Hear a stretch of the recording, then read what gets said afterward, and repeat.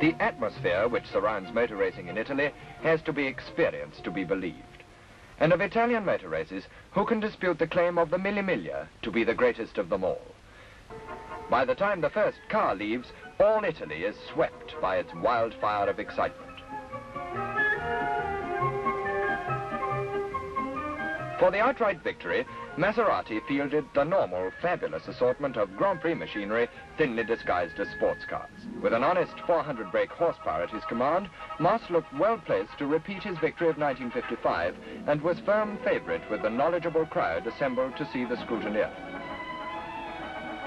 The 301 entries included all the stars. This is the Oscar of that amazing man Cabianca. Vera crashed in practice, but with Moss and Hermann, Maserati still had Scarlatti with a normal 300S. Ferrari entered 5 works cars, all with different large-capacity engines, to be driven by Peter Collins, Piero Taruffi, Von Trips, Alphonse de Fortago, who was standing in for an unwell Musso, and Olivier Gendebien. But the entry was not to be left entirely an Italian monopoly, thanks to the courage and initiative of all too few individuals.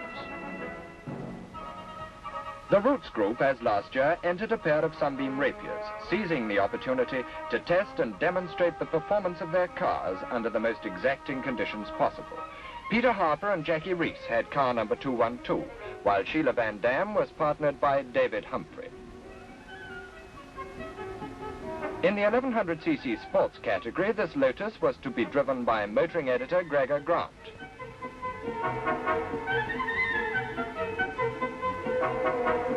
Count Johnny Lorani was there to welcome his many British friends, including Sterling's fiancée, who was seeing her first Mille Miglia. Also a newcomer to the race, Jackie Reese sought comfort from Dennis Jenkinson, the man who rides with Moss. Norman Garrett of Roots was, as ever, on hand to see his cars and drivers right.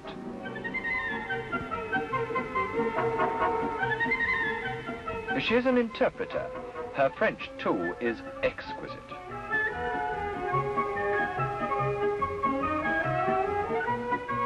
By this time, Bresci is in a frenzy, and so are many of the drivers. There's never a dull moment at scrutineering.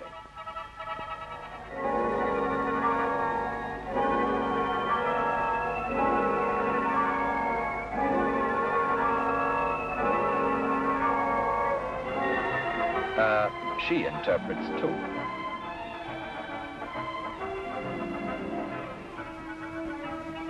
Now all is set for the start of the 24th Mille Miglia.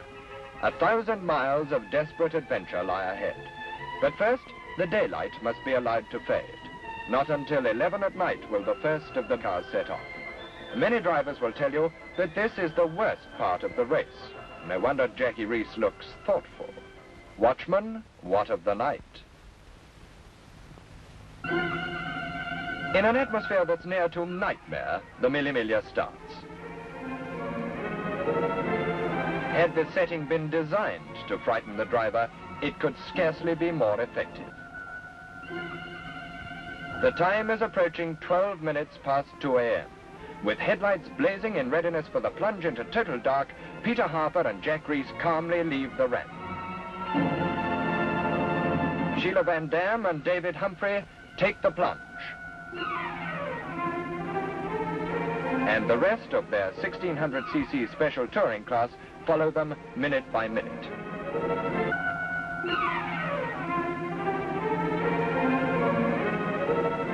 The Italian dawn comes early in May, but already, as ever, Lady Luck has shown her hand, and Sterling Moss is out of the race with a broken brake pedal, while a combination of treacherous tram lines and a shop window has ended this effort for Sheila Van Dam.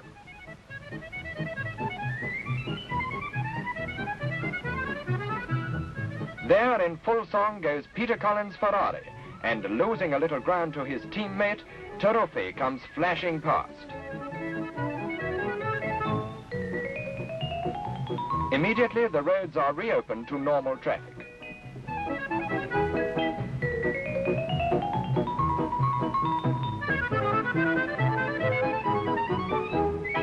Meantime, still many miles ahead, Peter Harper puts the rapier to a flat-out test along the fast section southwards along the Adriatic from Ravenna towards Pescara. This experienced rally crew would have preferred bad weather on tactical grounds to the perfect day which greeted them. Be that as it may, they averaged 79.36 miles an hour in the dark for the first 2.5 hours and 80.78 miles an hour for the 4 hours and 50 minutes to Ravenna.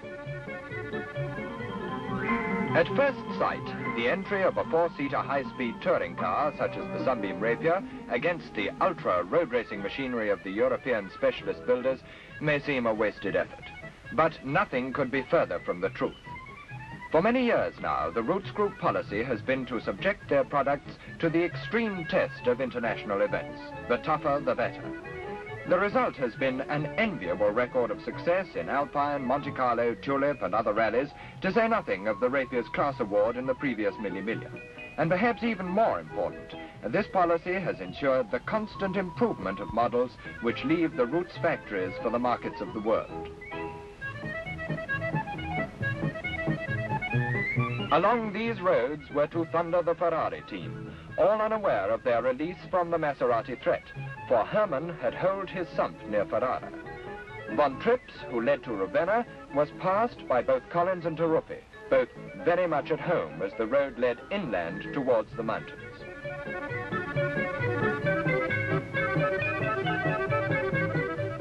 The Rome control on the Mille Miglia is a place almost as frenzied as Brescia itself.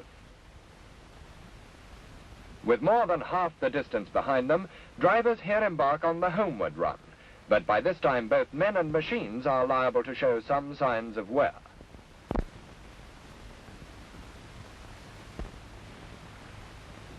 An overshoot of the pits could mean tired brakes, tired driver, or simply unfamiliarity with the setup. But it also means seconds lost, and seconds do matter on the Mille Miglia.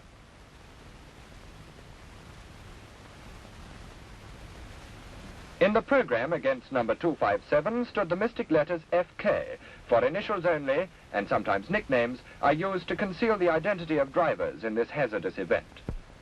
The Rapier's time to Rome was 7 hours 7 minutes, an average, including all refueling stops, of 76.16 miles an hour.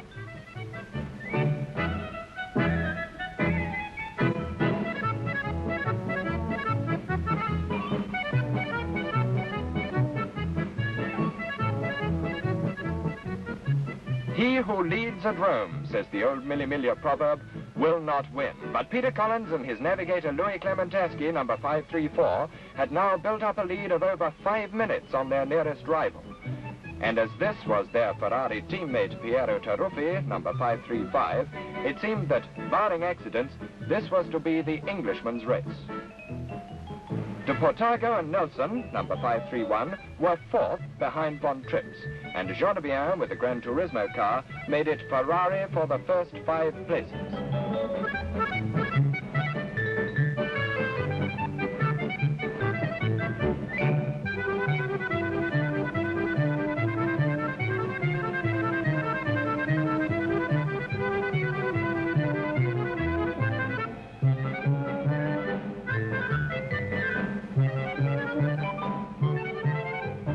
Now came the approach to the Radicofani Pass, some 90 miles north of Rome on the road to Siena.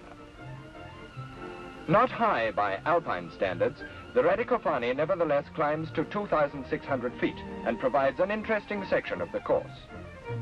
Still leading the field, which was originally strung out over a period of 6.5 hours, the astonishingly fast modified 750s of Italy hurled themselves at the mountain. But this sort of thing is meat and drink to Peter Harper, now in his 9th unbroken hour at the wheel of the willing Rapier.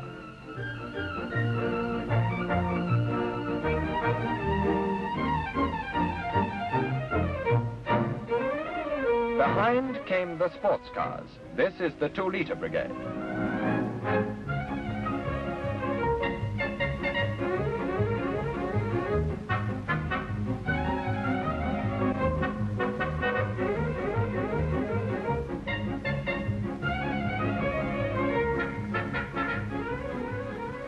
But now it was saloons and sports cars very much mixed up. As Peter Collins overtakes that 1100 Oscar, one of the quick ones, he has gained 2 hours and 5 minutes on the smaller car, a fact not lost upon the local enthusiasts.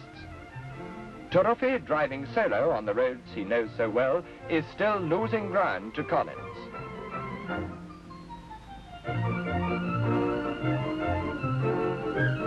Von Trips retains his 3rd position. And now, the fast descent, and a further flat-out section through Siena to Florence.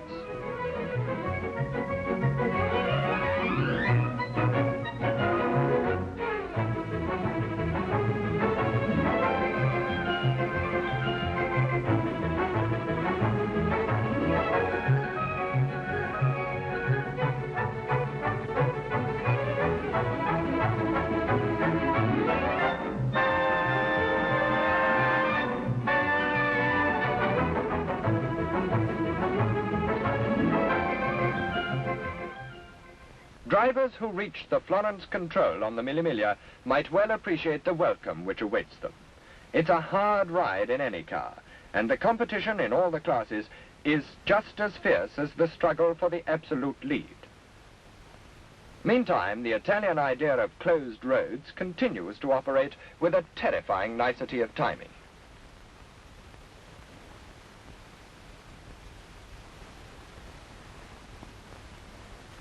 Harper and Rees press on. On the fast sections, the car was held for long periods around the 105-mile-an-hour mark. Number 417 was Jean de Bien. Bob Carnegie leads the privately entered Fitzwilliam MGs, but tragedy overtook this Dutch-driven triumph.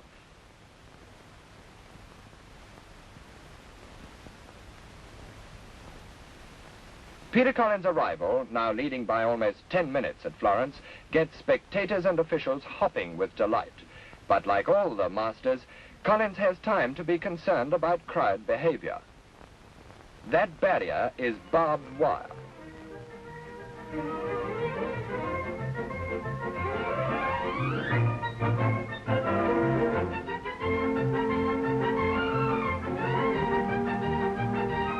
Turuffi now has eased off, and Von Trips, who started 3 minutes behind the veteran, is closing on him fast. But the next control at Bologna is over the mountain.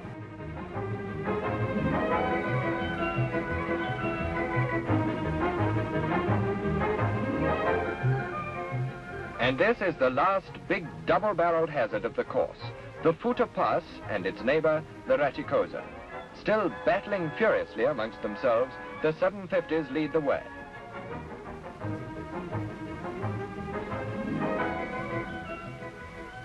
At just on 3,000 feet, the summit of the Raticosa draws spectators from hundreds of miles around, and from the vehicles they have on hand, the Italian authorities appear to be leaving nothing to chance.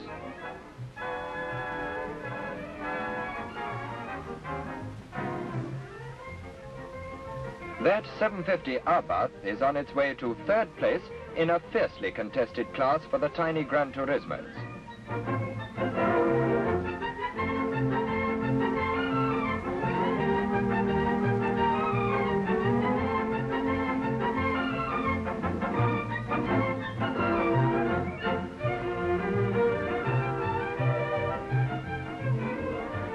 Rigamonti's Oscar on its way to beat the other 27 750 sports cars.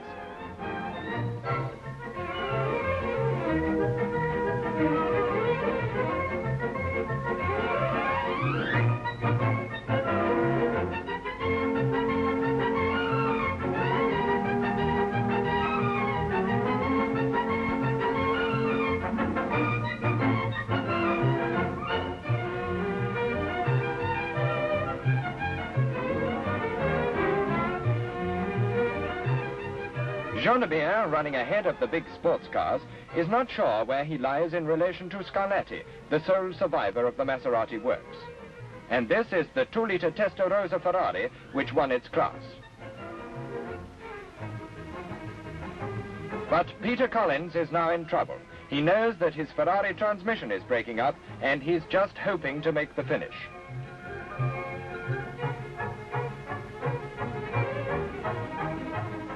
Turuffi, unaware of Colin's anxiety, is on the lookout now and intends merely to keep Von Tripp's number 532 in sight to the finish and thereby beat his teammate by 3 minutes. The spectators toast a certain Ferrari victory, for Portago lies fourth unchallenged and is going fast but easily.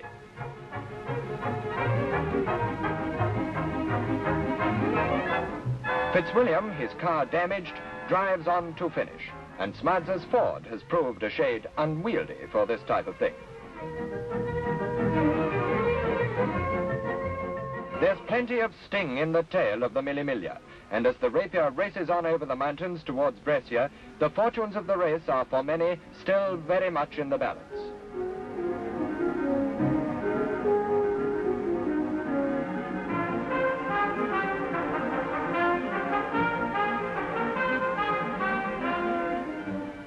Ravenna, Ancona, Pescara, Rome and Florence. One by one, the cities have flared with excitement as the race has passed. But now Brescia is once again the focal point, and in the square, which has never really quietened since the start, the crowds regather for the final act.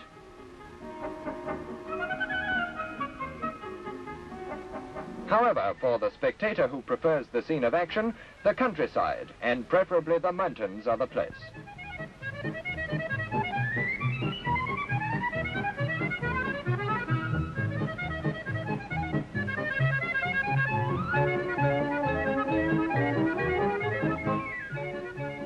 The section from Bologna northwest to Piacenza and Cremona was to be packed with dramatic incident.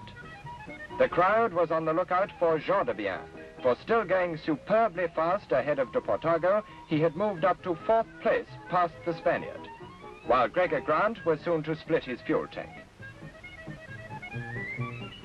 That 2-litre Maserati had frightened its driver, while in the Rapier, Jack Rees had taken the wheel from Harper after his splendid drive and was making sure that the car should lose no time on his account.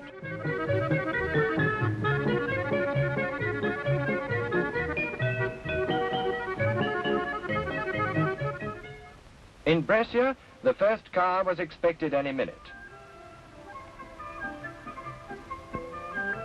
But as the officials assembled, the position board was falling behind events.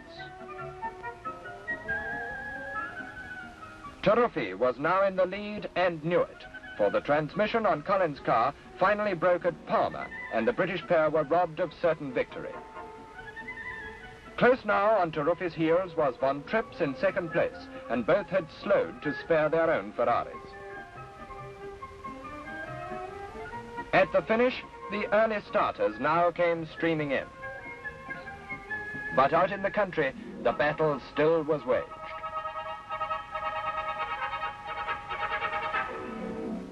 De Portago now had fewer miles to go than he or anyone knew. A burst tire at 170 miles an hour was to end the life of this all-round sportsman and indeed threaten the future of the race itself. 163 cars only of the 301 to start were to see the checkered flag. But the Rapier was on its way to join them and uphold the proud tradition of Sunbeam in international competition. Turuffi and Von Tripp's finished together, first and second for Ferrari, and just 3 minutes apart in racing time. Jean de Bien was third, Scarlatti of Maserati fourth, and Malioli fifth. The Rapier, averaging 70.5 from Rome, was second in its class, completing the 1,000 miles in 14 hours. A great effort by Harper and Rees, a tribute to the car, now further improved from lessons learned in the extreme test of Europe's most ferocious race. In the Mille Miglia, men and cars earn fame through courage and tenacity. The credit is not confined to the outright winners, great though their claim may be, but is shared by everyone who completes this fantastic course within the qualifying time.